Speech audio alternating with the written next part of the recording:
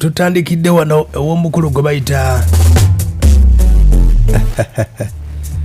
bannanga abayimbi. Omuyimbi ono gwe bayita Gift of Kaddo yalabikidde olunaku olwajjo mawulire. Bangi ne bagamba nti omukulu ono oba waya zaavaako oba embeera y'endongo eyinza okuba yamuyisaawo oba oliawo ng'akadde kano oba mulalu. Naye ng'omukulu ebigambo byayogera ye abitegeera, naye just ayinza okuba ayagala kuba ate ng'akwata bantu abalage nti alinga eyavaako naye nga byayogera abitegeera. Omukulu ono yasobodde okuba ate ng'ategeeza bannamawulire ababuulidde nga bw'omanyi nti alinawo alubamu y'empya bagiyita Rainbow Life, era ng'agamba nti baganya ogizannya bannamawulire TV ezisinga ba DJ baganya okuzannya endongo, bamugamba nti endongo ye yaggwako, naye yasobodde okuba ate nga abategeeza abagamba nti mulalu oba oliawo si mulalu, naye agamba nti ye asaba basobole okuba ate nga baddawo okuba ennyimba z'oba oliawo.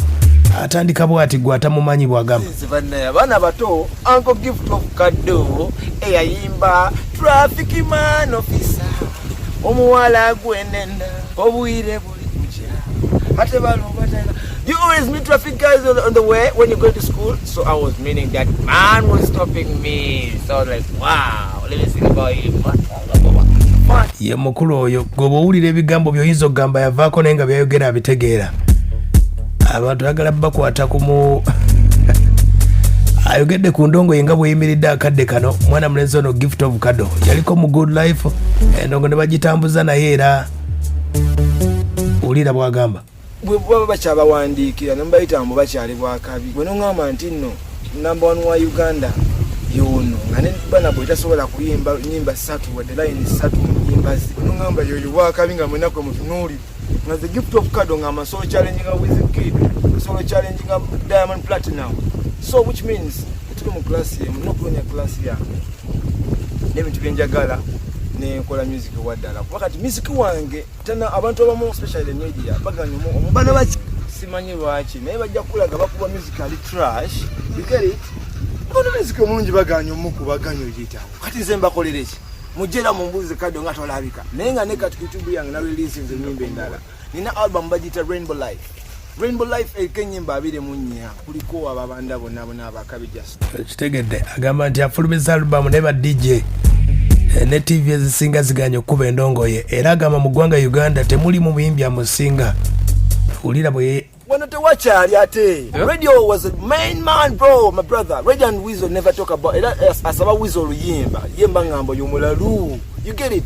Weasel ne watayimba myaka 10 emirala myaka 2 ne watayimba yamala ekikuba Kaddo na kikuba gwe wamukola bikize kuba kati sigenda mugenda mu bintu byawe bimu bibafuna mu namagani sen. You get it? Bintu byawe balina abandozo bunamazanya game zenga munyo inenge ejja kubamu, but me I know music bwakola bwemankoza music wakabi aina kuyitawo mu bulungi. You get it? Sina kola comedy bintu byakukyusakyusa abantu simanyi nkoleka kaliba bamutegeere. No, I'm a good artist. I write my music, I sing it, I back it. My brother, what chiche sitakola ku music wange. So reason chebagamba nti no bagano comparing aba artists abayimbi n'abatontomi bawula batontomi. Ye mukulu oyo gwe bayita Gift of Kaddo oba oliawo ayagala mulowoozeeko wemba mulowooza ku bayimbi ab'amaanyi mugambe nti ne Gift of Kaddo oba oliawo gyali. Agamba bayimbi b'eggwanga abayimba yagamba akwata nnamba ya ku mwanjo nnyo woba obalaba Frigo Band Maddox addawo ye Gift of Kaddo. Ulira gwe Kaddo next. Sebata there. Who next there? Give me one person.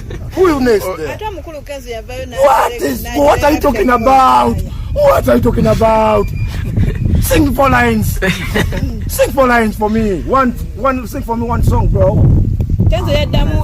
Ainzo kuba yakyogera nti no oyo ali mu kuyamba oluyimba lweyongereyo. Kitegera naye ate sikuyamba mugenzi. You get it? Because it's a legend. Up to now Chovola bayaddamu oluyimba nti yali amwagala. So nze ndowooza just yali amwagala bwagazi.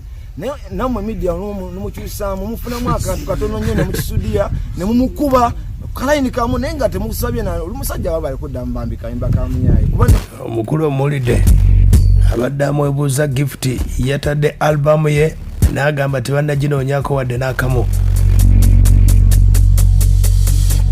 Agambye nti mu ndongo y'eggwanga Uganda ne mu East Africa bano ba Diamond Platinum bwe mwogerako ba Wizkid bonna abasinga okuyimba lwakuba abantu bamuzala buzalayi olaba nziza besonyiwa sibakubira amasimu temukuba nyimba zange oba nyimba obi temuzikuba era nange saagala muzikube temuzikuba Tom Shatter my music wabaana bange bajja muwuliriza mwe bakyali temumanyi music mulungi mwe bakyali mujja tutegeera nga tumaze okufa but I'm a living legend. I'm telling you man that I'm a living legend. Ntino music wakabi temubuzabuza gwanga muno we have to pay you and then you play our music.